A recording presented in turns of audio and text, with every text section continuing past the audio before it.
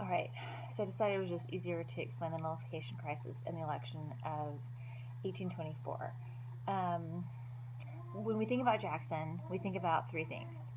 We think about Jacksonian democracy, we think about the nullification crisis, and we think about the Trail of Tears. You have a couple of video clips about the Trail of Tears, and your textbook does a decent job.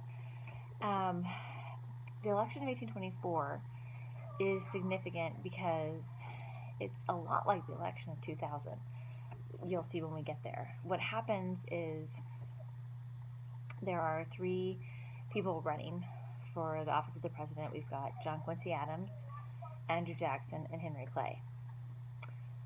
And are you photobombing? Sorry. That's okay. It's okay. And so when the election results are announced, Andrew Jackson gets the bunny ears. Andrew Jackson gets the bunny ears. Yeah. Andrew Jackson gets the popular vote, but he does not have a majority of the Electoral College. He has more of the Electoral College, but he doesn't have a majority. So, not quite like the election in 2000.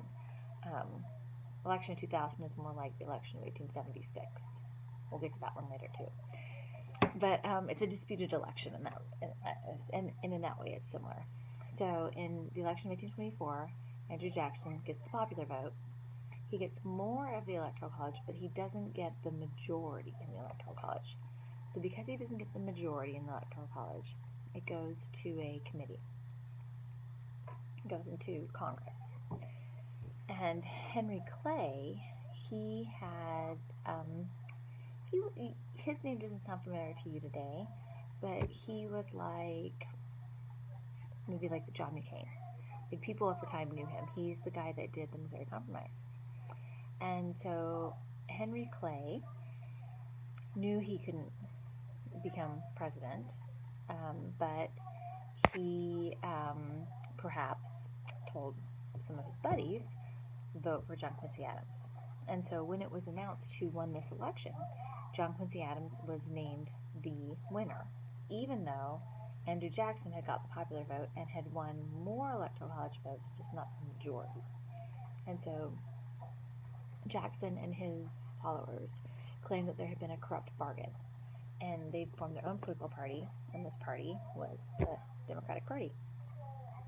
So this is the other reason Jackson, this election in 1824 is significant, is because we associate with the creation of the Democratic Party. Now the nullification crisis, what happens here is Southerners are purchasing a lot of their goods from outside the United States, from England. They're getting their nice, and in France, they're getting their nice rugs and draperies and what have you from France. Meanwhile, in the North, we're making these things, so Northerners like, why aren't you buying this from us? So taxes are placed on a lot of the luxury goods that Southerners are purchasing. And Southerners say, we're going to nullify those taxes. We aren't going to pay this. We're going to nullify it. We're going to declare those null and void. And when they do this, Jackson says, oh, no, you aren't. Jackson says, you have to pay those taxes. I'll enforce those taxes. In fact, I'm the commander-in-chief. I can send down the military and make sure that you pay those taxes. And of course, this is a great irony because Jackson was very kind of like hands-off government, didn't like big government. This is the great irony of putting Jackson on the 20. He didn't believe in a national bank, so it's a little ironic that we put Jackson on the $20 bill. But Jackson, again, kind of ironic, hands-off government, says, I'll send down the military, we'll enforce those taxes. Meanwhile, Southerners say, we're going to declare those taxes null and void. And so what ends up happening is Jackson doesn't have to send down the troops, but it's a lesson to Southerners that the executive branch can be a strong branch, and they haven't really seen that before, and that's going to be significant later when we get to the election of 1860 and Abraham Lincoln is elected. They'll see the importance of strong presidents. And so this is one reason the nullification crisis matters, is Jackson shows that the executive branch can be a strong branch.